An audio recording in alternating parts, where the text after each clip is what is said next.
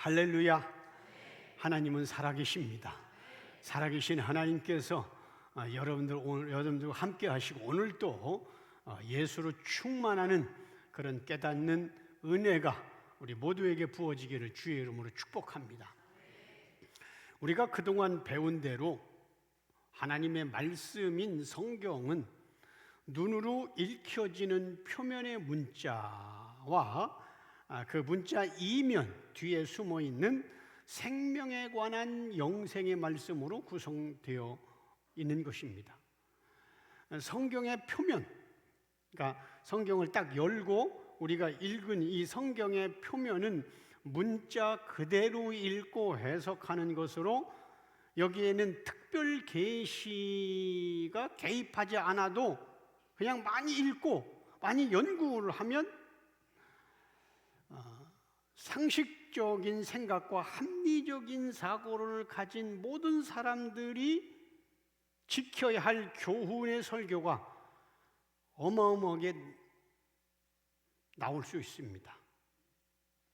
그러나 성경의 이면, 우리가 눈으로 읽혀지는 거기 말고 그 이면은 문자 뒤에 숨어 있는 하나님이 말하고자 하는 뜻으로 이것은 사람의 노력과 사람의 연구를 통해서 얻을 수 없습니다. 사람의 지혜로 얻을 수 없습니다. 성경의 수여자이신, 성경의 기록자이고 성경의 수여자이신 예수님이 친히 성경의 이면을 열어주셔야, 영적으로 해석해 주셔야만 가능한 거예요. 그런데 안타깝게도 특별 계시가 닫힌 이 시대 대부분의 목회자들과 교인들은 성경의 표면인 문자적 해석으로 성경을 읽고 그 성경에 근거해서 신앙생활을 하고 있기 때문에 그렇게 열심히 예배드리고 있었던 자들에게 예수님은 이렇게 책망하십니다. 마태복음 15장 8절 9절. 이 백성이 입술로는 나를 공경하되, 입술로는 예수님을 찬양해요. 그잖아요. 그러니까 입술로는 나를 공경하게 돼 마음에서 멀었다고 했잖아요. 인간이 마음으로 아냐고. 여러분 아무리 부부라 할지라도 그 속마음을 몰라요? 알아요? 모르잖아요. 그러니까 사람들은 분명히 예수님이 하신 말씀이에요. 입술로는 나를 공경한다. 분명히 주님을 공경해요. 나를 얘기하는 게 누구냐면 예수님 말씀이니까 예수님 자신이에요. 입술로는 나를 공경한다. 하나님을 공경해요. 다시 말하면 그들의 모습을 보면 찬양이 있고 예수가 나오고 풍성하고 그렇게 하는데 그 중심, 마음에서는 멀어졌던 자. 왜냐하면 9절 같이 읽습니다. 사람의 계명으로 교훈을 삼아 가르치니 나를 헛되이 경배한도다 하였느니라 하시고. 자, 지금 아까 있잖아요. 입술로는 나를 공경하면서 예배하는데 그게 헛된 경배라는 거예요. 그죠? 나를 헛되이 경배한다. 다른 말로 얘기하면 내가 그 경배, 그 예배 안 받는다. 입술로는 나를 부르지만 나하고 상관이 없다. 그게 주여 주여 내가 주의 이름으로 예수 이름으로 사역했는데 왜 모른다고 합니까? 분명히 주님이 나를 헛되이 경배를 한다니까, 예배를 드린다니까, 예수를 설교한다니까. 그런데 헛되다고 얘기하는 거예요. 그럼 왜 헛되느냐? 헛된 이유가 사람의 계명으로 무엇을? 성경을 사람의 계명으로, 다시 말하면 그냥 읽혀지는 대로 너희는 세상의 소금이다, 너희는 세상의 빛이다, 선하게 살아라, 착하게 살아라, 율법과 계명을 지켜라, 읽혀지는 대로 사람의 계명으로 교훈을 삼아 무엇을? 성경을 사람의 교훈으로 바르게 삽시다, 깨끗하게 삽시다, 정의롭게 삽시다, 빛과 소금이 되어 삽시다, 이렇게 사람의 계명과 교훈으로 가르치니까 나하고 상관없다는 거예요. 지금 이 시대가 그렇지 않아요?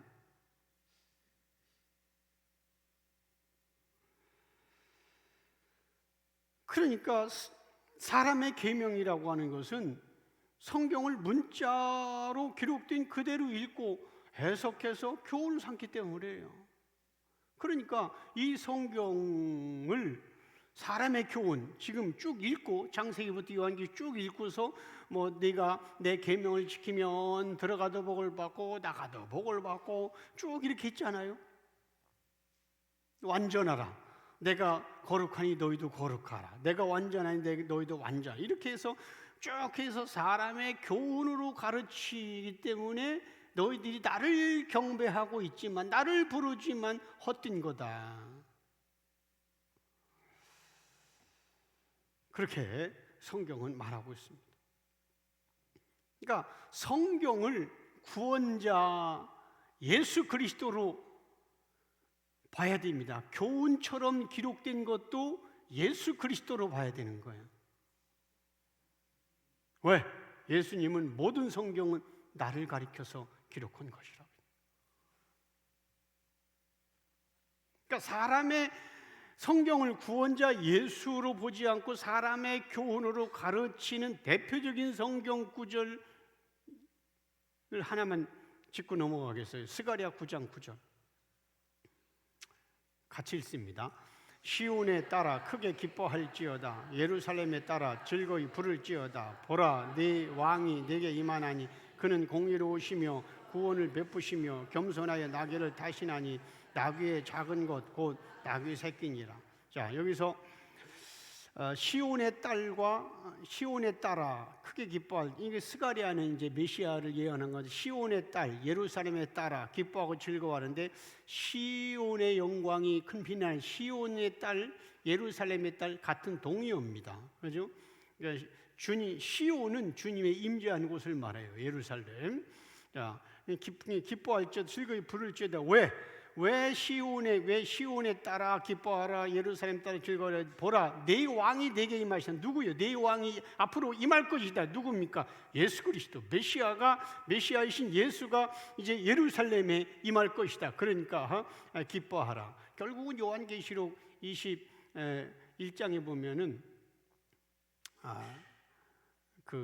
우리가 예루살렘, 거룩한 새 예루살렘입니다. 자, 네 왕이 네게 임하시나니 그는, 여기서 그는 예수, 메시아는 공의로우며 메시아는 구원을 베풀며 메시아는 겸손하여서 나귀를 타신다는 거예요. 그런데 그 나귀도 새끼 나귀를 탄다는 거죠. 그죠?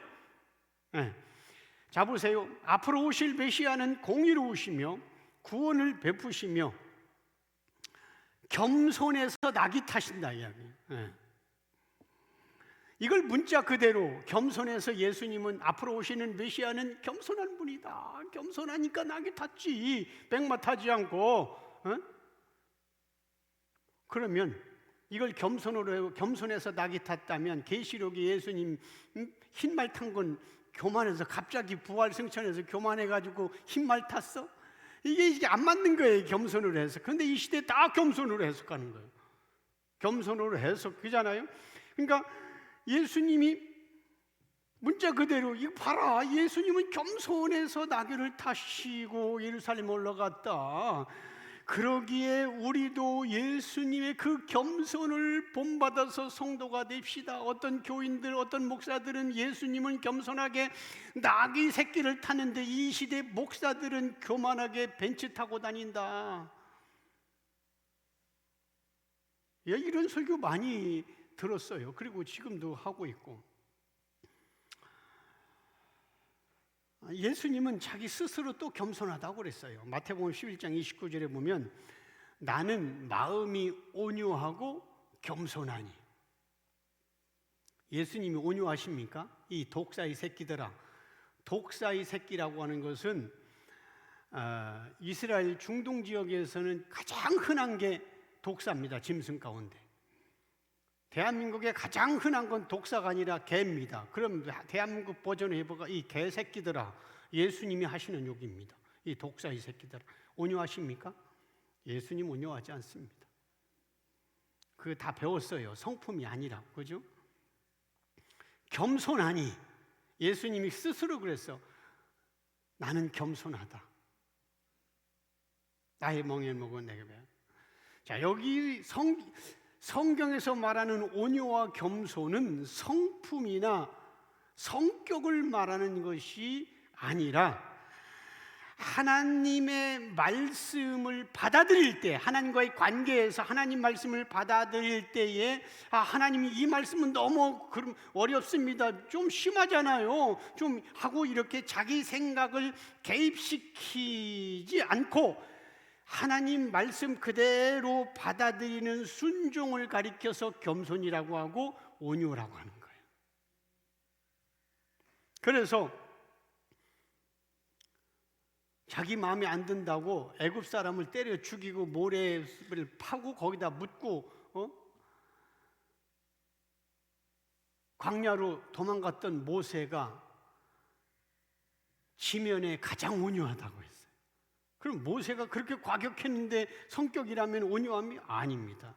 하나님 말씀대로 그대로 따르는 것, 이걸 온유라고 하는 거예요. 그러니까 잘 보세요.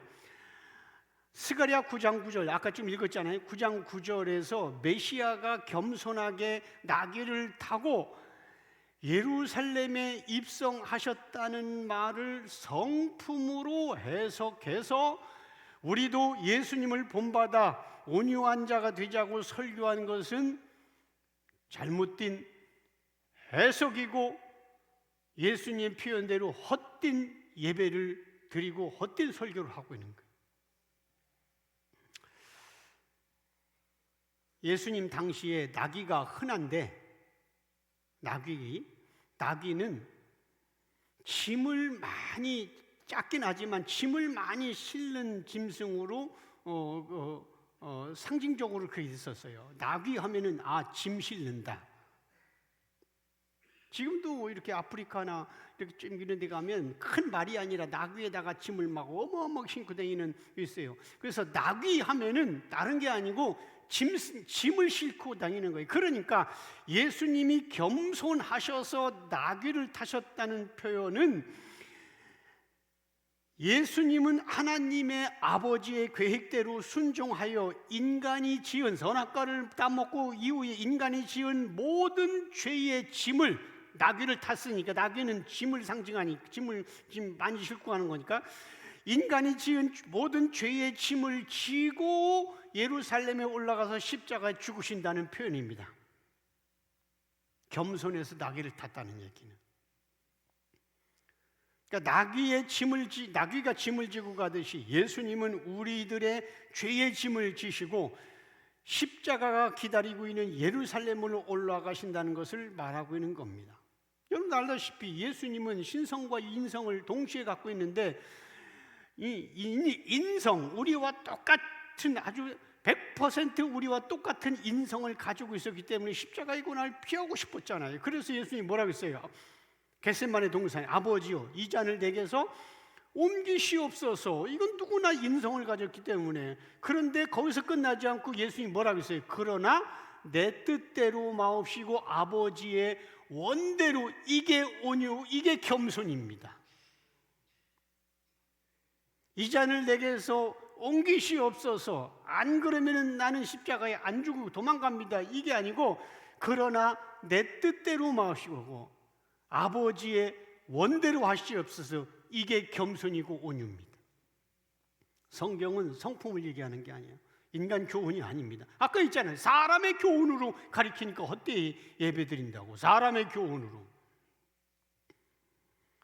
자, 이렇게 성경을 해석해서 이렇게 성경 해석은 예수님으로 해석해야 돼요. 구원의 관점으로 해석해야 되는데 하나님이 계시로 기록된 성경을 특별 계시로 열어주지 않으니까 이 시대에는 그저 기록된 대로 적혀있는 문자와 표면으로 적용하여 성경을 도덕과 윤리책으로 사람의 교훈으로 가르치니까 결국은 그래서 이 시대 교인들은 예수님의 은혜 속으로 빠져드는 게 아니라 율법과 계명을 내가 지켜야 하는 무거운 짐을 가지고 종교 생활하고 있는 거예요. 그래서 수고하고 무거운 짐진 자들아 다 내게로 오라 하는 얘기는 그 짐은 율법과 계명의 짐인데 다 내게로 오라. 내가 너희를 쉬게 해. 내 짐은 가볍다. 율법과 계명을 다 지켜서 은혜로 주는 내 짐은 가벼우니까 같이 가자.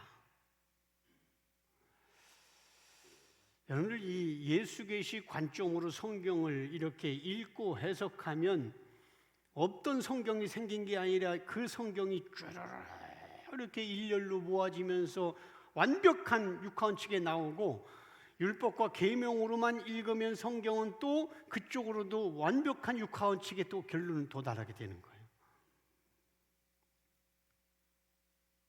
그래서 이 시대가 성경을 가지고 설교해도 누구 하나 제재를 하지 못하고 태클을 걸지 못하도록 완벽한 설교가 나오는 거예요. 율법과 계명도.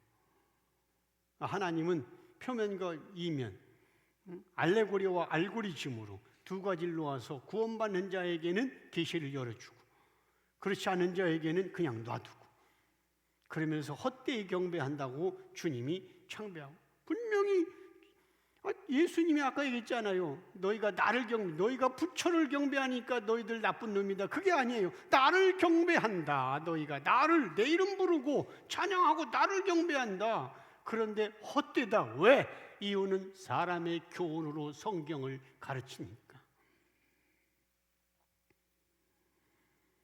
이렇게 10년간을 떠들어도 하나님이 열어주지 않으면 아직도 눈만 껌뻑껌뻑하는 거예요.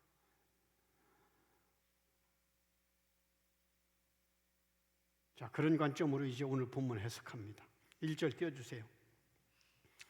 그러므로 형제들아, 내가 하나님의 자비하심으로 너희를 권하노니 너희 몸을 하나님이 기뻐하시는 거룩한 산제물로 드리라. 이는 너희가 드릴 영적 예배니라. 저 앞에 글씨 좀 키우라 했더니 글씨 커졌죠? 나를 가리고 글씨를 확대시켜라. 나 죄인 중에 괴수를 왜 자꾸 여기 이제 보이는 건 이제 내 모션과 이모션을 이제 더 봐야 확실하게 되니까 좀 키우니까 저도 여기서 보니까 뒤에 이제 다 보이네. 전에는 이렇게 봤는데 지금 잘 보이고 아주 좋아요. 방송실. 이따가 커피 한 잔 사줄게요. 이게 지나가는 얘기를 했어도 저 기록해 놓는다고 하더라고. 자, 여기 보세요. 너희 몸을 거룩한 산 제물로 드리라 했잖아요. 이것도 이제 표면으로 해석해서 지금 이 시대가 엉뚱하게 하는데, 자, 그동안 배운 대로 모든 성경의 1차적 적용은 예수로 대입하고 예수님과 연합된 그 다음에 2차적 적용은 우리로 이제 대입을 해야 되는 거예요. 배웠잖아요. 왜냐하면 예수님이 친히 모든 성경은 나에 대한 것이라고 했으니까 모든 성경은 이제 1차적 적용을 대입을 예수로 해야 되는 거예요. 자, 그러면 여기 나온 대로 너희 몸을 거룩한 산 제물로 드리라. 이것을 예수로 1차적 적용 대입을 하면 예수님은 우리가 알다시피 자신의 몸을 거룩한 산 제물로 드려서 십자가에서 죽으셨습니다. 예수님. 그런데 이 사람들은 아니 여기 성경에 너희를이라고 했는데 왜 예수로 대입하냐? 아니 그러면 마태복음 5장에 너희는 세상의 빛이다. 너희는 세상의 소금이다. 아니 요한복음 1장에 보면은 빛이 세상에 왔으면 어둠이 깨닫지 못하더라 해서 우리 세상을 다 어둠으로 정의했는데 어떻게 어둠이 성량이 없이 빛이 없이 또 빛을 발할 수 있냐고. 안 되는 거예요. 성경은 어둠이 깨닫지 못했다. 하나님은 죄인들을 전부 다 어둠으로 정의를 해놓고 또 마태복음 5장에서는 너희는 세상의 빛이라. 아니 어둠이라고 정해놓고 또 빛이 되는 거 아닙니다. 예수가 빛이고. 그러니까 우리는 자꾸 이 세상적 국어의 학적 개념으로 문법과 여기에 묶여서 진 그러는데 성경은 인간의 이성과 인간의 합리적 사고를 뒤집는 게 너무 많아요. 한두 개가 아니에요. 임마누엘이라는데 예수로 이름 바꾸고 그잖아요. 말도 안 되는 게 많아요. 그러니까 이게 성경을 너희를라고 해서 무조건 다 이건 특별 계시잖아. 성경은 특별 계시잖아. 그런데 일반 계시로 너희는 분명히 우리를 말하는 거예요.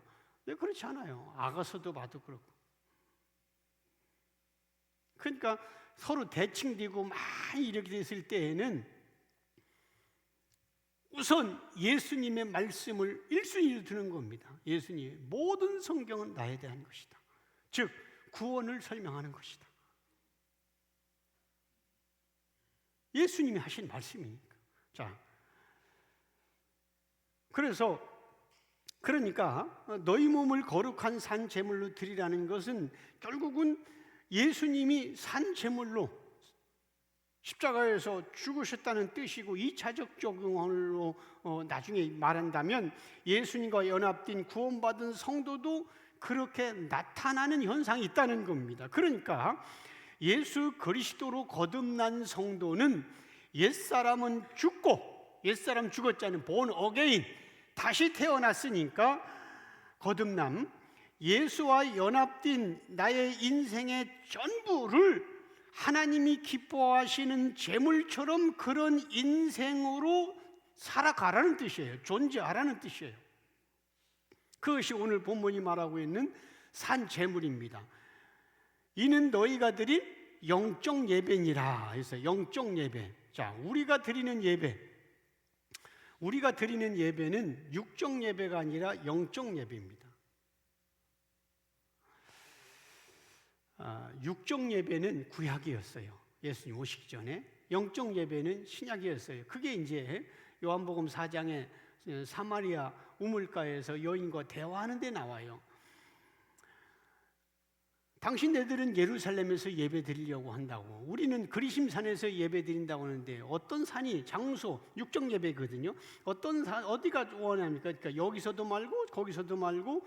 자, 찾아볼까요? 요한복음 4장 23절에 24절 같이 읽습니다. 아버지께서 참되게 예배된 자들은 영과 진리로 예배할 때가 오나니 곧 이때라. 아버지께서는 자기에게 이렇게 예배하는 자를 찾는. 자, 보세요. 아버지께 참되게 예배하는 자들은 영과 진리로 예배할 때가 오나니 곧 이때라. 자, 그러니까 영과 진리로 예배할 때가 오나니, 올 거라는 겁니다.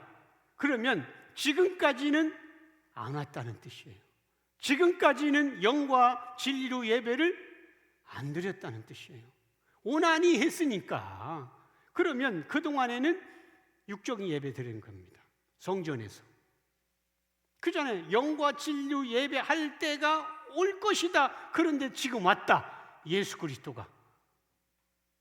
그러니까 과거에는 영과 진리로 예배가 안 드린 거예요. 지금 이 시대도 교회를 성전 하면서 제단 하면서 이렇게 드리는 것은 영과 진리로 예배 드리는 게 아니에요. 육종 예배는 거지. 아버지께서는 자기에게 이렇게 예배하는 자를 찾는 거예요. 그러니까 영과 진리로 예배할 때가 지금까지 안 왔는데 이제 왔어. 이제부터는 하나님 아버지는 구약의 성전 예배를 안 받으셔. 이제는 이렇게 예배하는 자를 찾으시는 거예요. 그죠? 이제 찾는 거예요. 그럼 하나님 아버지는 그 예배를 받는 거예요. 그래서 아까 서론에서 예수님이 안 받는다는 거, 헛되이 경배한다는 겁니다. 헛되이. 24절 같이 읽습니다. 하나님은 영이시니 예배하는 자가 영과 진리로 자, 하나님은 영이시니 예배하는 자가 영과 진리로 예배한다. 자, 영과 진리로 예배하는 겁니다. 예수님 오시면서. 자, 그럼 영과 진리가 뭘까? 영과 진리. 영과 진리는 예수입니다. 자, 하나님은 영이신이 있잖아요. 그죠? 하나님은 영, 하나님 아버지와 예수님이 같은 분이에요. 하나님은 영이시니 영과 진리. 그 진리, 요한복음 14장 6절 내가 곧 길이요 진리요 생명이. 자, 그러니까 다시 띄워주세요. 24절 영과 진리로 예배한다는 얘기는 결국은 하나님은 영이시니 예배하는 자가 영과 진리로 예배하는 자가 예수로 예배할지니라. 왜? 영은 예수고 진리는 예수니까. 예배하는 자가 예수 이름, 예수를 충만해서 예수를 알고 예수를 높이고 예수를 깨닫고 예수를 찬양하고 예배하는 자가 예수로 예배할지니라. 우리 교회는 지금 그래서 잘 가고 있습니다. 영과 진리로. 이거를 옛날에는 신령과 진정으로라고 했는데 바뀌었는데, 신령과 진정, 그러니까 예배드리다가 한눈 팔거나 대화하거나 그냥 졸거나 이러지 말고 신령과 진정으로 영과 진리로 바로 이렇게 했는데 그게 아니에요. 가려우면 예배 시간 긁어도 되고 영과 진리는 예수로 예배하는 거예요. 설교도 예수가 누군지, 찬양도 예수의 구원에 관계된 것, 그리고 온 교인들이 예수를 묵상하고 예수를 생각하고 예수께 감사하고 영과 예배하는 자가 영과 진리로. 전에는 예루살렘에서도 그리심산에서 있지만 장소가 거룩했지만 이제는 아니다. 예수가 중요하다.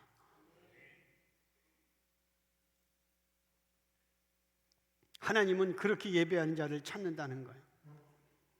그러니까 영과 진리로 예배하라는 말은 예수님을 알고 예수님을 깨닫고 예수님과 연합된 상태로 예배드리라는 거예요. 머리 감고 목욕제게 하고 깎아옷 입고 때때 옷인가 이거 입고 헌금할 때 10,000원짜리 다리미로 다려오고 옛날 많이 가르쳤어. 그게 아니고 이게 예수 계시로 하니까 얼마나 이 시대가 지금 빗나갔는지 알 수 있어요. 네.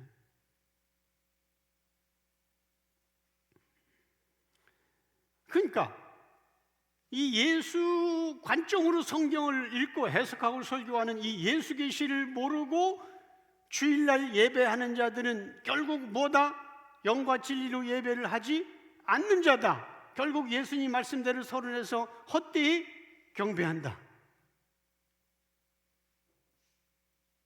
그런데 이거를 깨달음이 없으면 우리는 예수를 불렀고 하나님을 불렀고 교회에서 주일날 예배드리니까 주님이 기뻐한다고 자기 위로를 받고 있는 거예요.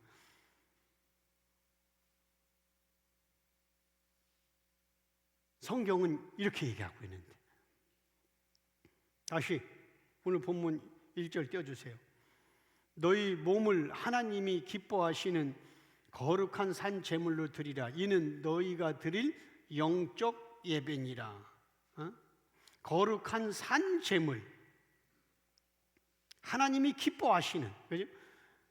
자, 그러니까 예수 없는 성전 예배, 옛 사람은 하나님 기뻐하지 않아요. 그러니까 예수 믿기 전에 우리의 몸은 어떻게 했어요? 십자가에 죽었잖아요. 거룩한 산 제물, 너희 몸을, 여기서 너희 몸이라고 했잖아. 너희 몸을, 우리 몸, 이 몸이 이제는 거듭난 몸이에요. 너희 몸을 하나님이 드릴 영적 예배 드리는 거듭남. 옛날 육신은 율법을 잘 지켜서 내가 복 받자고 하는 거고 들어가도 복 받고 나가도 복 받고, 우리 몸이 이제는 너희 몸을 영적 예배를 드리라고 하잖아요. 예수로 이제 무거운 짐을 떨쳐버린, 그러니까 이제는 내 몸 속에, 내 삶 속에, 내 몸 속에 이제 옛사람은 십자가에 그리스도와 함께 죽었으니까 이제는 예수님만 나타나는 그런 몸, 그런 예배, 그런 내 인생이 된다는 거예요. 로마서 6장 6절 같이 읽습니다. 우리가 알거니와 우리 옛사람의 예수와 함께 십자가에 못 박힌 것은 죄의 몸이 죽어 다시는 우리가 죄의 종로로 타지 않게 하는. 저기 보세요.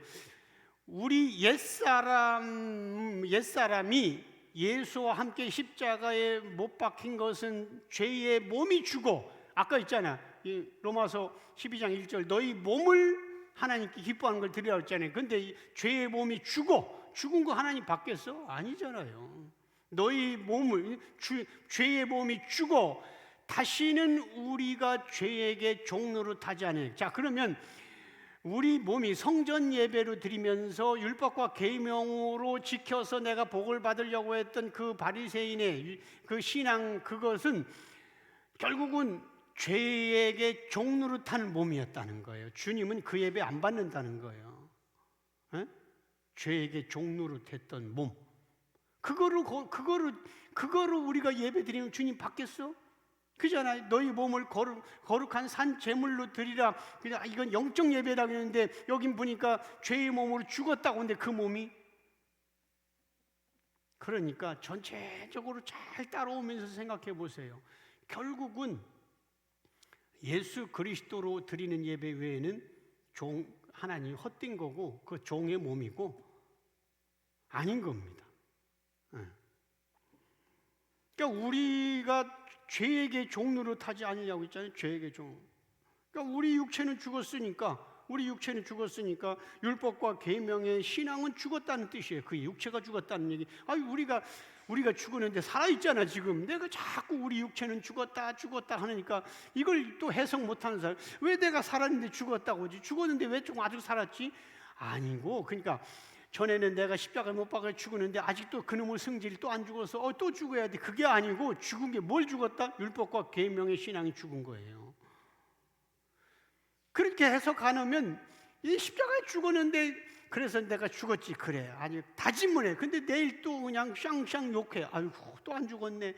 이렇게 죽을 때까지 안 되는 무거운 짐이가 아닙니다. 그게 죽었다는 건 율법과 계명의 신앙이 죽었다는 거예요. 너무 쉽고 확실하잖아요.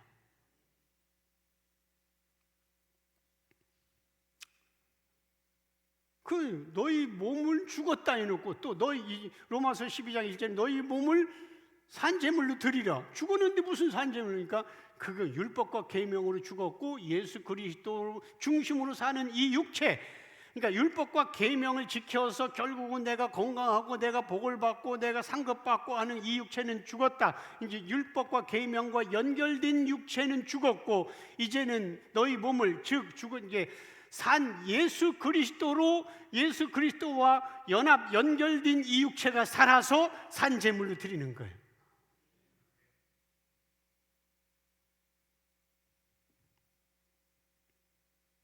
그래서 다시는 죄의 종로로 타지 않게 하려 합니다.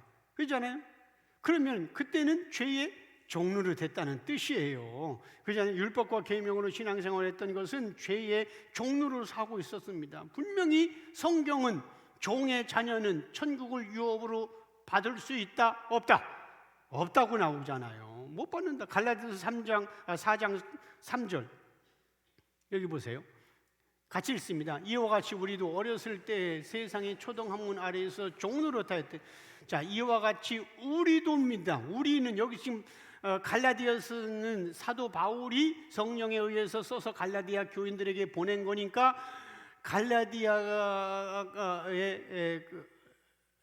기록해서 보낸 것은 바울입니다. 사도 바울. 그럼 여기서 우리도라는 얘기는 바울이 포함돼야 안 돼요? 포함되는 거예요. 우리도 어렸을 때에는 율법에 묶였을 때를 어렸을 때로 보고 예수로 넘어갔을 때는 장성한 거로 봐요. 성경을 해석할 때 다 무조건 성경이 어렸을 때는 다 율법적 신앙이에요. 아예 교회를 안 다니고 율법도 모르는 교회 밖에는 태어나지도 않았으니까 어린아이도 아니지. 그죠? 없는데 무슨 어린아이야. 어렸을 때에는 이 세상의 초등학문이 뭡니까? 일반 계시로 해석했다는 거예요. 이 세상의 초등학문, 세상의 학문으로 해석했다.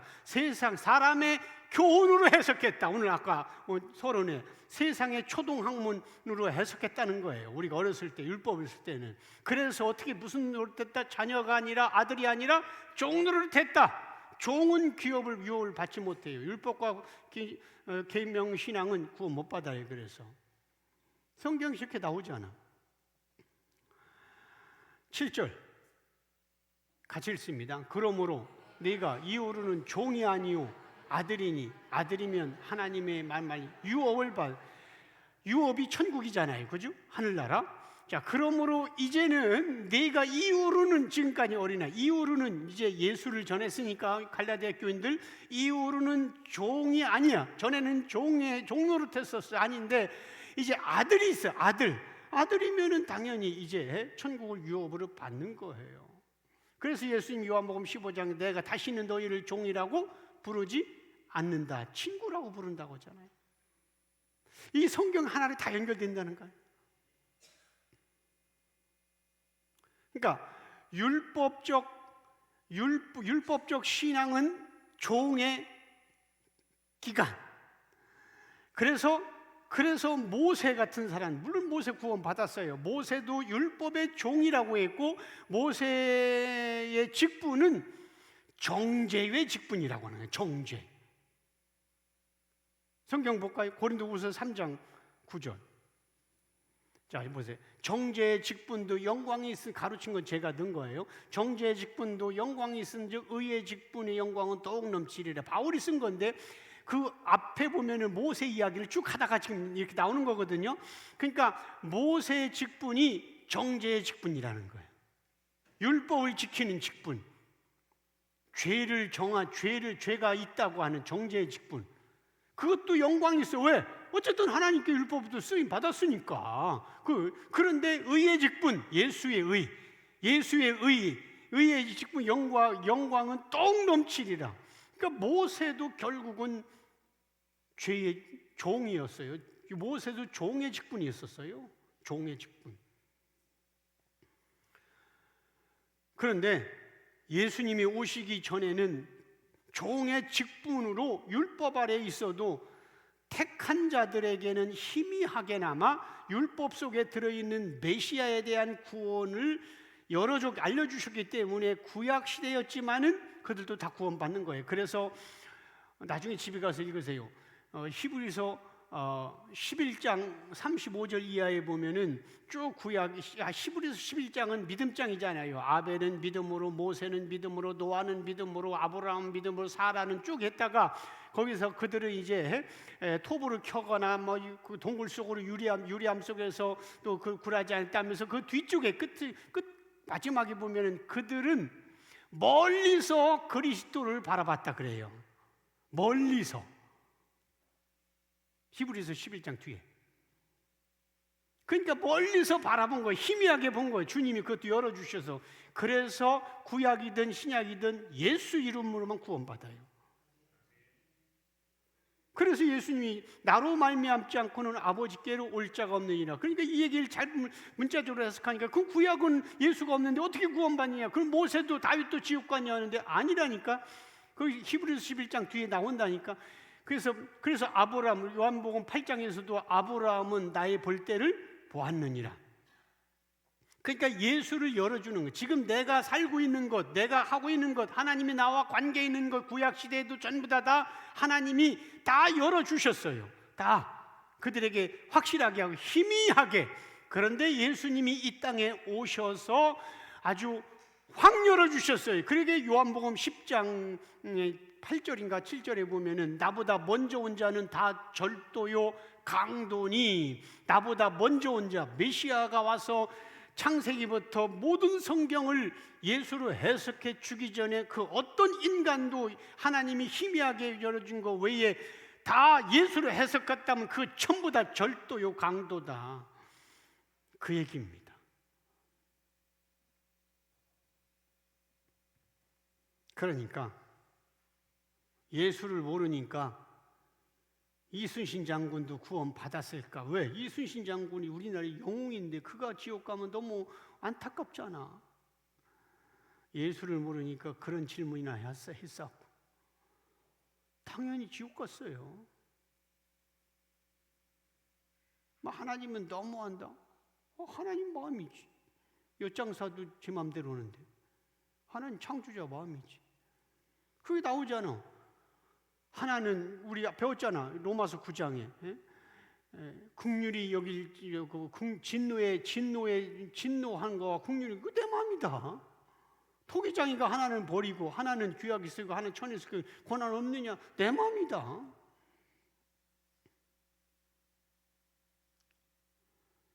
전부 다 하나님을 인간의 관점으로 쑤셔 넣고 해석하니까 하나님 너무하고 하나님 잘못이고 그런 거지. 아니에요. 우리는 피조물로서 그냥 없었는데 티끌이었었는데 흑안죽이었는데 주님이 만들어서 주님이 알려주는 대로 그냥 받아들이고 아멘하고 따라가는데 그것도 주님이 열어주시면 받아들이는 거예요. 구약에도 그래서 예수 때문에 구원받은 거예요. 그러나 메시아가 왔을 때에는 이제는 율법의 종으로서 반드시 벗어나서 종에서 아들로 반드시 넘어가야 됩니다. 그래야 구원받아요. 그래서 양자 삼았다고 있잖아요. 아바 아버지라 부르지느냐. 양자 삼았니. 왜 양자냐면 우리가 그냥 친아들이면 큰일 나는 거지. 친아들은 예수님. 왜? 하나님의 오늘 이따가 오후 2시 반에 삼위일체를 좀 더 추가해서 지금 준비했는데 지난번에 한 걸 그 근거로 해서 할 건데 예수 제자학교 등록 안 한 사람 시간 되면 참석해요. 참석해도 괜찮아요. 그래서 자세히 얘기할 거예요. 자, 우리가 예수님의 아들이 하나님의 아들이지만 친아들 되면 큰일 나는 거예요. 그렇잖아요? DNA가 똑같아야 되는데 어떻게 친아들은 아빠와 친아들은 DNA가 똑같은데 하나님이 친아들이면 우리도 전능자가 돼야 되는 거예요. 큰일 나지. 그래서 아빠, 아버지 양자가 되는 거예요. 양자는 친아들이 DNA가 같지 않지만 아들 삼아서 아버지가 누리는 거 다 누리는 게 양자예요. 그런데 DNA는 같지 않아요. 그러니까 우리가 하나님의 아들이지만 양자 삼았기 때문에 우리는 전능자가 될 수 없어. 그런데 양자 삼아서 요한복음 12장에 신의 아들이라고 신이라고 부른다고 했어.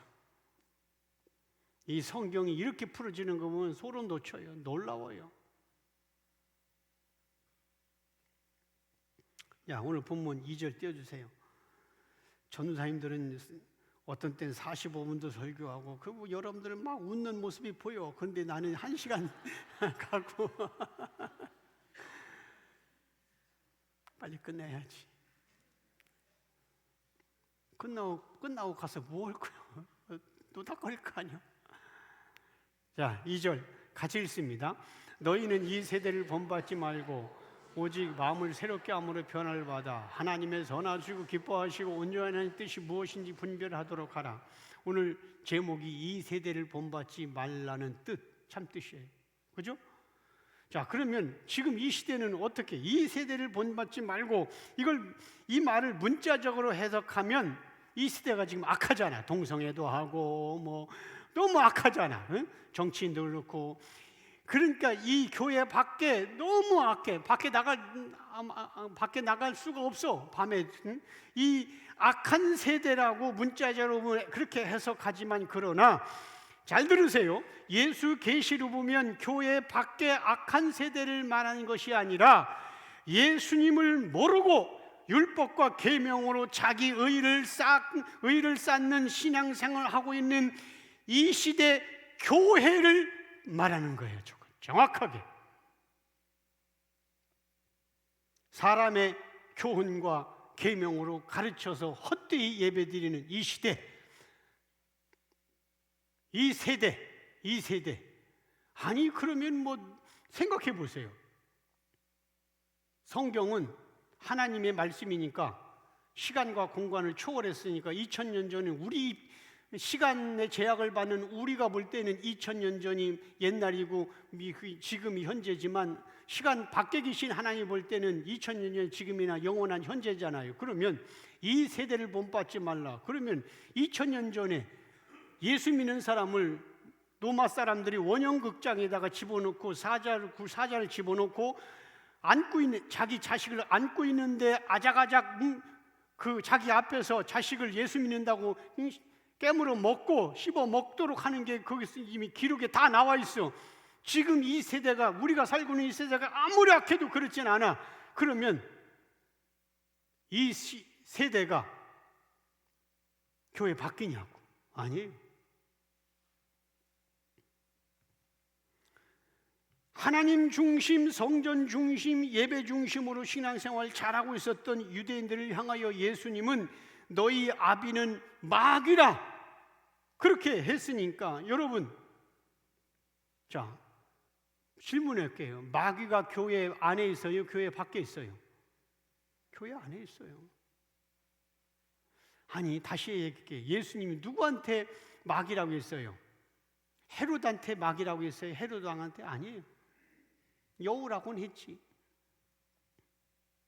그때 정치 잘못하는 사람한테 이게 마귀라고 했어요? 아니에요. 예배드리고 있는 성전 안에서 예배드리는 자들을 마귀라고 했고, 예수님은 베드로에게도 사탄아 물러가라 했습니다. 마귀는 교회 밖에 있지 않고 교회 안에 있습니다. 그러잖아요. 그러니까 예수님을 직접적으로 대적하는 자들은 불교인도 아니고 교회 밖의 사람이 아니라, 예수를 대적하는 사람들은 교회 다니고 있는 사람들이 예수 계시를 거부하고 그걸 예수 계시를 이단이라고 하고 예수 계시에 대해서 비난하고 있는 거예요. 마귀는 교회 밖에 있는 게 아니에요. 예수 계시를 불교인들이 반대했어요. 예수만 전하고 성경을 아까 오늘 서론에서 너희가 사람의 교훈으로 하는 거 헛되이 경배한다, 나 그거 안 받는다 그렇게 했는데도 불구하고 그걸 불교인들이 반대하냐고. 이 예수만 전하고 예수만 높이고 예수만 찬양하는 이 예배와 설교를 누가 반대하고 누가 이단이라고 지금 헛소리 하냐고. 교회에 다니고 있는 사람들. 그러니까 오늘 다시 띄워주세요. 2절. 이 세대를 본받지 말라고 하는 얘기는, 이 세대는 교회 밖에 아니라 교회 안에서 성경을 율법과 계명으로 자기 의를 챙기면서 결국은 성전 예배와 똑같은 제단이라고 표현하고 성전이라고 표현하고 율법과 계명 중심으로 자기 의를, 내가 여기 열심히 일해서 하나님이 복을 이렇게 주셨다고 하는 자기 중심, 예수 구원으로 해석하지 아니하고 그렇게 신앙생활하고 있는 이 세대, 잘못된 이 세대, 헛되이 경배하는 이 세대 본받지 말고, 그리고 만약에 이 세대를 본받지 말고 교회 바뀌라고 하면은 뒤에 하나님의 온전한 뜻을 분별하라는 게 그렇게 대칭이 안 되는 거예요. 원래는 교회 바뀌라면은 교회 안에니까 이 하나님의 뜻을 분별하라고 서로 대칭되는 거죠.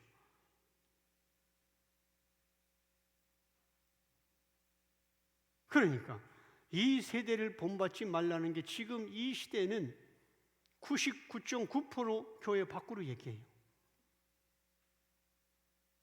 아닙니다. 너희는 이 세대를 본받지 말. 성전이라고 부르고 제단이라고 부르고 율법과 계명을, 성경을 그렇게 사람의 교훈으로 가르치고 이 세대를 본받지 말고 오직 마음을 새롭게 함으로 변화를 받아 하나님의 뜻이 무엇이 선하고 기뻐하시고, 하나님의 선하고 기뻐하시고 온전한 건 예수예요. 예수 때문에 주님 기뻐하고 그잖아요. 왜냐하면 창세기 1장 1절 다 배웠잖아. 첫째 날 만드시고 보시기에 좋았더라. 기뻐서 찢어서 뭐 계속 보시기에 좋았더라. 왜? 전부 다 빛은 앞으로 오실 예수를 상징하니까.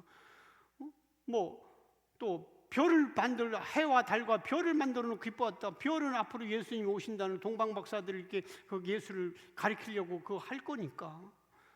또 모든 초목을, 나무를 만들어 놓고 기뻐했다.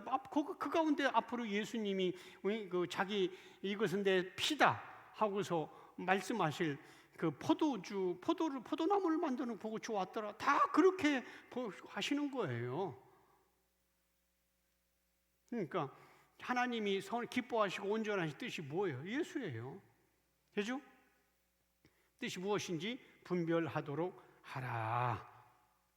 그래서 오늘 본문 2절에 이 세대를 본받지 말라는 말씀은 예수 계시도 모르면서 율법과 계명을 열심히 지켜서 자기 의와 자기 상급을 위해 충성 봉사하고 있는 교회 안에 있는 종교인들을 두고 하는 말입니다. 그래서 이 세대를 본받지 말고 마음을 새롭게 함으로 변화를 받아. 자, 마음을 새롭게 해서 변화를 받아. 이게 내 결단으로 돼요? 내 의지로 돼요? 아닙니다. 마음을 새롭게 하는 것도 주님이 주신다고 구약에도 이미 얘기했어요. 새 마음. 볼까요? 에스겔 36장 26절 같이 읽습니다. 또 새 영을 너희 속에 두고 새 마음을 너희에게 주되 너희 육신에서 굳은 마음을 제거하고 부드러운 마음을 줄 것이며. 자 보세요. 주되 줄 것이며 준다. 새 마음은 내가 결정하는 게 아니에요. 그렇잖아요. 이게 에스겔은 또 구약의 계시록이라고 하잖아요. 새 영, 성령입니다. 새 영을 너희 속에 두고 내가 오라고 하는 게 아니에요. 그런데 우리는 성령 막 옛날 기도원에 가면 막 그냥 성령 기도할 때 나도 좀 그랬긴 했으니 옛날에 기도원에 가서 막 그냥 성령을 불러 옷이 없어서 옷이 없어서. 아 그러면 온대. 내가 이게 초혼이야 초혼. 그 무당들 초혼 아니에요. 또 새 영을 너희 속에 주님이 불어넣어 주시고 새 마음을 너희에게 넣어 주시고 그러잖아요. 굳은 마음은 제어버리고. 굳은 마음이 뭐예요? 율법과 계명을 지키는 마음. 이 사람의 계명이 아니라니까. 이게 성경을 굳은 마음이라는 게 그래요. 그런데 왜 예수 그렇게 잘 믿는데 그렇게 그 마음이 이렇게 부드럽지 못해요? 아니라니까. 굳은 마음, 율법과 계명을 지키는 마음 제거하고 부드러운 마음. 이 부드러움이 무슨 준다고 했는데 그러면은 여러분들 볼 때 내가 한승질 하는데 부드러운 것 같아요? 예수 중심으로 사는데? 아니잖아. 아 부드러움도 있지. 왜 없겠어? 부드러운 마음 준 게 뭡니까? 그러니까 하나님에게는 전부 다 어둠이 없어요. 부정이 없어요. 긍정입니다. 선하시고 기뻐하시고 부드럽고 다 좋은 거예요. 이제 성경 해석 쉽잖아요. 이제 어느 정도. 그렇다고 성경을 이렇게 해석한다고 이제 나도 됐다 해가지고 높여서 개척하지 말고.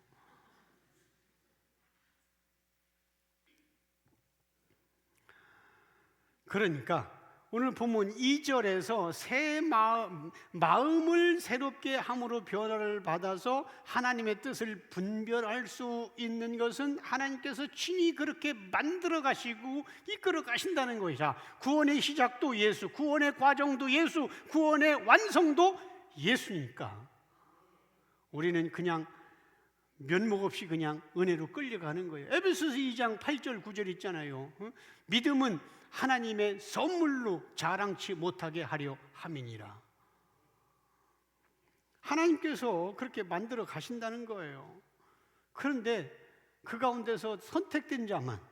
그런데 우리는 뭐 한 거 없는데 이렇게 선택받아서 주의 은혜로 이 성경을 이렇게 사람의 계명과 윤리로 가르치지 헛되이 경배하지 않고 예수로 구원자로 해석하고 하니 얼마나 감사해요.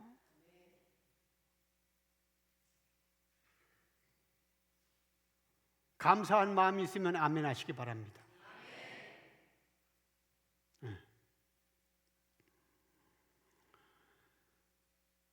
그래서 다시 2절 다시 띄워주세요. 지금은 옛날에는 내 이제 얼굴이 안 나올 때는 여기서는 여러분들이 저도 보고 뒤도 보니 괜찮은데 유튜브를 보니까 이제 막 내가 설명을 하는데 목회자가 설명하는데 그래도 뭐 하나님은 이런 분입니다 할 때 내 모습을 보면서 그거 들으면서 더 확 깨달아야 되는데 이게 이제 모션이 안 나타나니까 그래서 이제 이렇게 하라고 했으니까 조금 빨리 안 걷어도 괜찮아요. 말씀은 좀 놔둬도 괜찮아요. 왜? 다 보이니까. 자, 이제 저거하고 상관없는 얘기할 때만 쳐주시면 됩니다. 자, 여기 보시면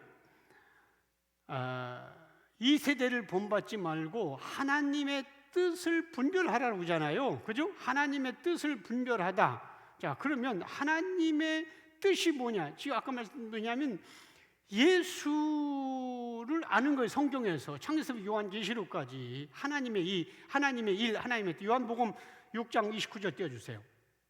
같이 읽습니다. 예수께서 대답하여 이르시되 하나님께서 보낸 일을 믿는 것이 하나님의 일이다. 자, 하나님의 일 이퀄 하나님의 뜻, 동의어입니다. 자, 그럼 예수께서 대답하여 이르시되 하나님께서 보내신 일을 믿는 것이 하나님의 뜻이니라 해석해도 똑같은 거예요. 그죠? 하나님의 일, 하나님의 뜻. 자, 그러면 아까 하나님의 뜻을 분별하라고 했잖아요. 오늘 본문 2절에서. 그죠? 그러니까 구원자, 결국은 하나님의 일, 하나님의 뜻은 율법과 계명을 잘 지켜서 이 시대처럼 충성 봉사로 하나님께 드리려고 하는 게 아니라 구원자 예수님에 대하여 성경에 기록된 그 깊은 뜻을 알고 깨달아서 믿는 것, 그게 하나님의 뜻이고 하나님의 일입니다. 그러니까 오늘 본문 2절에 하나님의 뜻을 분별하라. 예수, 성경이 왜 예수인지 분별하라. 이 세대를 본받지 말고.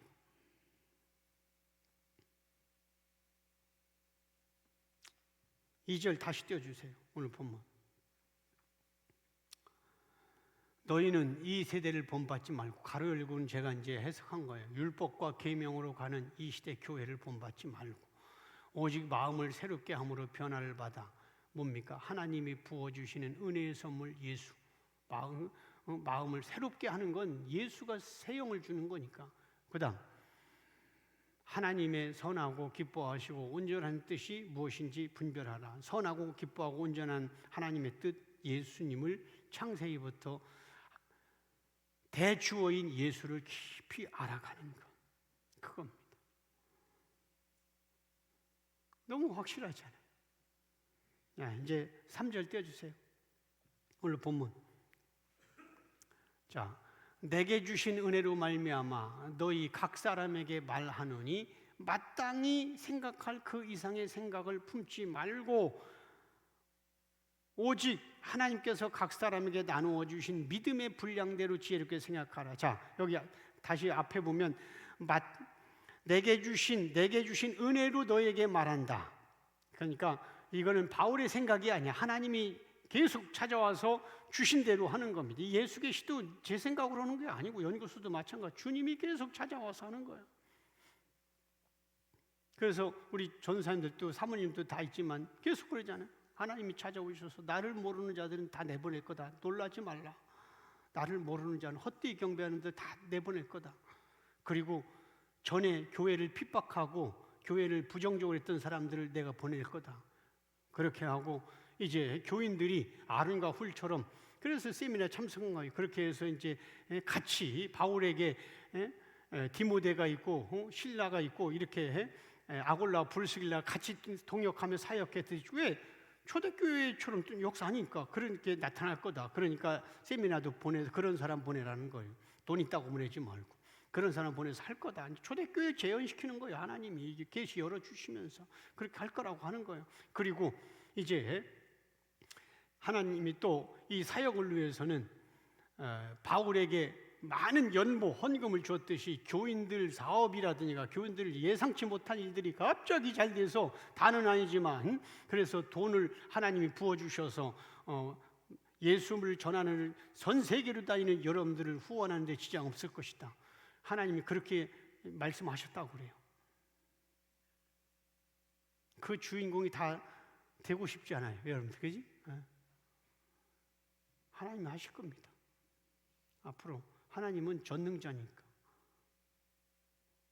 자, 그러니까 내게 주신 은혜로 내가 말한다. 자유로 말하지 않고 한다. 마땅히 생각할 그 이상을 품지 말고 믿음의 분량대로 지혜롭게 하라. 마땅히 생각할 그 이상의 생각이 뭡니까? 율법과 계명이. 내가 열심히 하나님, 아까 마땅히 생각할 그 이상, 생각, 그 마음과 생각을 누가 새 마음을 바꿔준다고 했어요? 주님이 바꿔준다고 했잖아. 그 주님이 바꿔주는 건 뭡니까? 이제는 굳은 마음, 율법과 계명의 마음을 하나님이 거둬간다는 거예요. 그러니까 여기서 마땅히 생각할 그 생각과 마음이 뭐다? 바로 예수 그리스도의 은혜. 성경은 전부 다 구원 이야기니까. 그리고 믿음의 분량대, 각 사람에게 나누어 주신 믿음의 분량대로 지혜롭게 생각. 믿음의 분량, 예수 그리스도를 말하는 거예요. 그러니까 마땅히 생각할 것은 당연히 구원자 예수님에 대해서, 그러니까 마땅히 생각할 것, 즉 예수 외에는 다른 생각 품지 말라는 거예요. 왜냐하면 구원받은 성도는 먹든지 마시든지 하나님 영광을 위해서 하라고 했으니까. 고린도전서 10장 31절 같이 읽습니다. 그런지 너희가 먹든지 마시든지 무엇을 하든지 다 하나님의 영광. 자, 먹을 때도 하나님의 영광, 마실 때도 하나님의 영광, 무엇을 하든지 가든지 다, 그러니까 다 예수 부흥, 예수 찬양 전부 다 영광을 하라는 거예요. 교회에서만 하지 말고. 성경은 그렇게 말하고 있는 거예요. 그렇잖아요? 다. 그러니까 전부 다 주님의 영광입니다. 다. 그러니까 여러분들, 제가 부족하지만 죄인 중에 괴수지만 주님이 예수 계시를 그래도 열어주셔서 이제는 전국으로, 전 세계로 부흥에 이제 이렇게 다니고 올 때 주님의 영광을 위해 쓰임 받잖아요. 여러분들 기뻐하셔야 됩니다. 우리 목사님 보기 힘들어? 왜? 주님 일을 하는 거니 기뻐하시기 바랍니다. 옛날 그 율법으로 돌아갈까? 그래서 새벽기도 다 부활시키고 수요예배 부활시키고 금요기도에 부활시키고 율법과 계명으로 다시 돌아갈까? 아니에요. 하나님이 예수 계시를 열어준 것은 우리 교회 부흥시키라고 하는 게 아니고, 지금 계시가 닫힌 죽어가는 이 시대 목사와 교인들에게 그 예수를 전국에 다 필요할 수 있으면 다니면서 하라는 거예요. 그러니까 마땅히 생각할 그 이상의 생각을 품지 말라는 의미는 마땅히 품어야 할 예수의 생각 외에 자기의 의의가 쌓이는 율법과 계명을 지키겠다는 쪽의 생각을 품지 말라는 거예요. 그래서 율법을 철저하게 지키며 신앙생활을 했던 바울이 뭐라고 했습니까? 사도 바울이, 율법 그렇게 잘 지켰던 사도 바울이 예수님을 만난 다메섹도 상에서 예수를 만난 이후에 이제는 자신의 모든 지식, 뭡니까? 율법과 계명을 지키는 거, 율법적 신앙의 과거를 뭐처럼 버린다? 분토와 같이 배설물처럼 버린다. 우리도 예수 계시를 깨달았다면 과거의 신앙생활이 50년이라도 분토와 같이 버린다는 고백을 주님 앞에 할 수 있어야 되는 거예요. 그런데 이거 싫어서 떠난 사람 가운데 상당수가, 그럼 지금까지 우리가 신앙생활하는 건 뭐냐? 억울하다, 답답하다, 그럼 아무것도 아니냐? 이게 억울한 거지, 이게 답답한 거지. 그럼 바울도 그래야지. 아니에요. 분토와 같이 버려야 됩니다. 그 대신 어린아이 신앙이 필요했었어요. 왜? 어린아이가 없이 어떻게 장성한 아들로 넘어가겠어요? 하나님이 나누어 주신 믿음의 분량대로 지혜롭게 생각하라. 지혜, 그죠? 지혜롭게 생각하라고 했잖아요. 그럼 지혜롭게 생각하라. 이것도 세상적 지혜가 아니라 예수님을 아는 지혜를 말하는 거예요. 왜냐하면 성경에서 예수님을 표현할 때 나 지혜는, 그러니까 이제 이름 가진 이 사람은 이게 예수님이구나. 옛날에는 그냥 또 지혜롭게 자라라 해서 이름이 이지혜라고 불렸지만 이제는 지혜요. 내가 작은 예수네. 와, 기가 막혀. 이렇게 해서 그래야 돼요. 왜? 잠언 8장 12절 같이 읽습니다. 나 지혜는 명철로 주소를 삼으며. 자, 나 지혜는, 이게 의인화했잖아요. 지혜를. 이건 누구예요? 예수예요. 나 지혜는. 그냥 단어와 문자കള로 어떻게 나 지혜는 이렇게 얘기했어요. 의인화니까. 예수예요. 예수. 나 예수는 명철을 주소를 삼. 난 주소.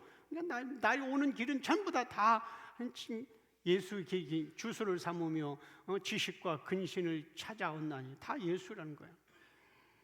그리고 하나님께서 나누어 주신 믿음의 분량이라는 말은 하나님이 부르시고 택하시고 은혜 주신 대로 신앙생활 해가라는 겁니다. 자, 4절, 오늘 본문 4절 띄워주세요. 같이 읽습니다. 우리가 한 몸에 많은 지체를 가졌으나 모든 지체가 같은 기능을 가진 거예요. 자, 몸의 지체가 각각 다양하듯이 머리와 몸으로 하나가 된 그리스도인들은 예수로 하나됨을 이루면서도 교회 공동체 안에서는 다양한 섬김과 모습들이 나타난다는 겁니다. 은혜는 동일하나 기능은 다양하다. 그러니까 예수로 하나의 몸이지만 섬김의 다양성은 또 인정하는 거예요. 한 몸에 여러 가지 기능이 있잖아요. 5절, 본문 5절 띄워주세요. 같이 있습니다. 이와 같이 많은 사람이 그리스도 안에서 한 몸이 되어 서로 지체가 되느니라. 이와 같이는 그 앞에 모든 설명. 그러니까 성도는 머리이신 예수님과 몸으로 붙어있는 연합된 유기체입니다. 그죠? 에베소서 1장 22절에 23절 같이 읽습니다.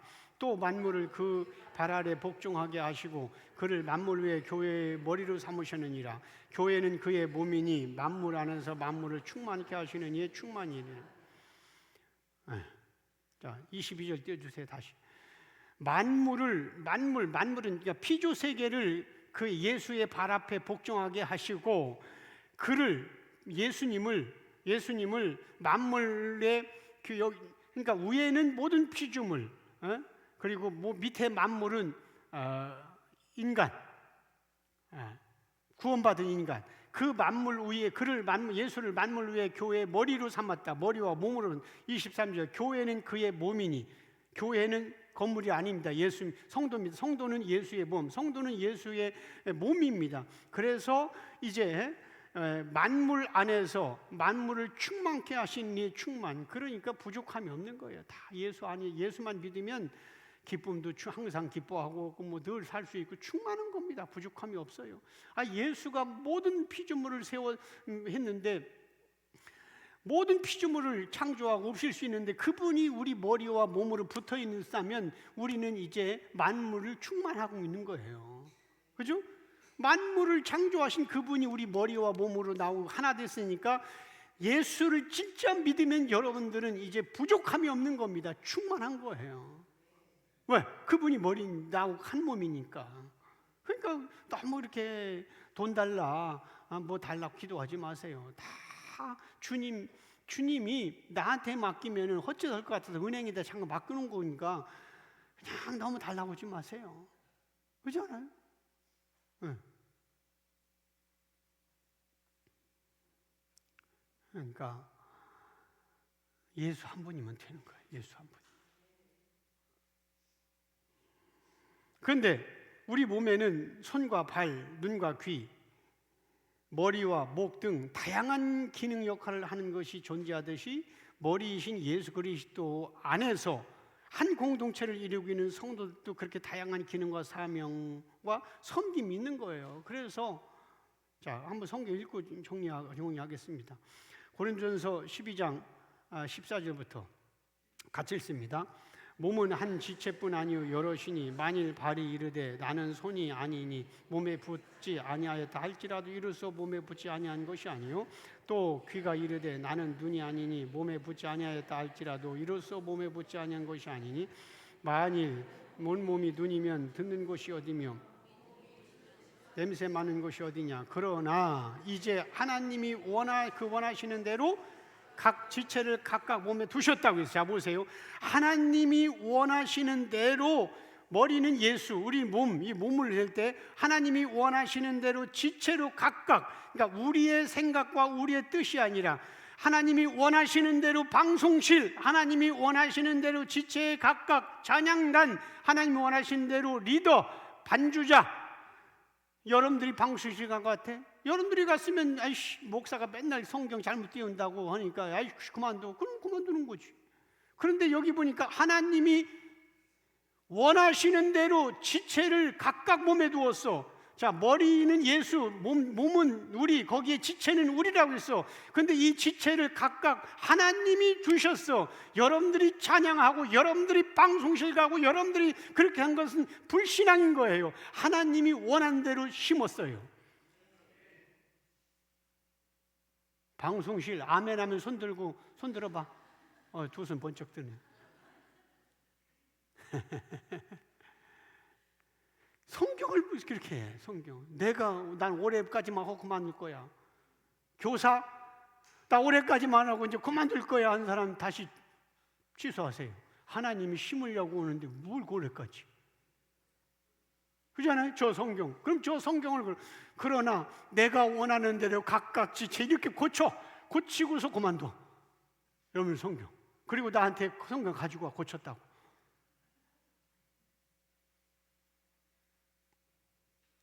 아주 꼼짝달싹 못하게 말씀을 코 밑에 갖다 들이대고 있는 거지.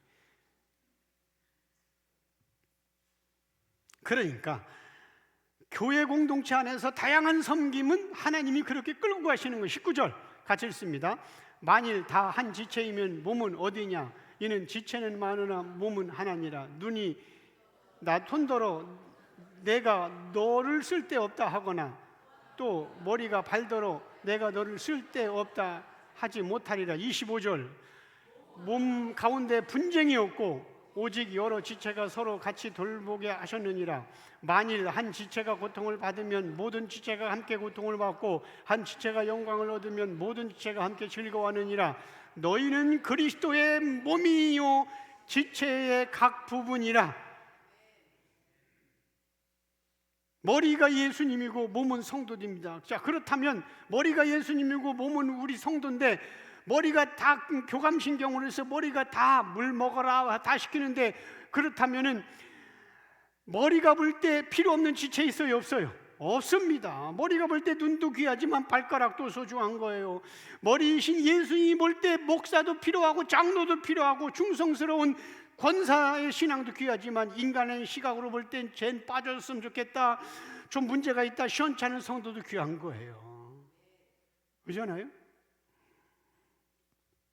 예수님을 머리로 한 성도는 그가 베드로와 요한이든 아니면 창녀와 세리든 모두 구원받은 존재고 귀한 존재입니다. 그래서 슬픈 마음이 있는 자도 몸과 영혼이 병든 자도 찬양했잖아.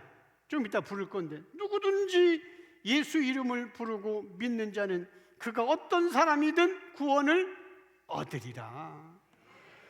그런데 지금 이 세대 교회는 율법과 우리가 본받지 말아야 할 이 세대 교회는 율법과 계명을 잘 지켜서 자기 의를 하나님 앞에 내놓고 칭찬받고 복받으라고 바리새인의 신앙을 강조합니다. 장로님이 그래서 되겠어, 권사님이 그래서 되겠어 하면서 그렇게 가지고 무슨 복을 받아, 그렇게 가지고 천국 갈 수 있을 것 같아. 전부 다 율법과 계명을 지켜서 자기 의를 내놓으라고 하는 겁니다. 그래서 초대교회도 그런 신앙이 있기 때문에 오늘 본문에서 바울은 너희는 이 세대를 본받지 말라 분명히 말씀하고 있는 겁니다. 종으로서 신앙생활하는 이 세대를 본받지 마라. 종으로서 율법의 종으로 신앙생활하는 세대를 본받지 말라. 자기 의를 내세우는 율법 신앙을 본받지 말라 하시는 거예요. 그런데 우리는 웬 은혜인지 율법과 계명의 그 무거운 짐에서 벗어나 예수님이 주시는 자유와 해방으로 기쁨과 감사로 예수님을 지금 이렇게 높이고 찬양하고 있지 않습니까? 우리에게 이렇게 찾아오셔서 은혜를 주신 그 예수님께 감사와 찬양과 영광의 박수.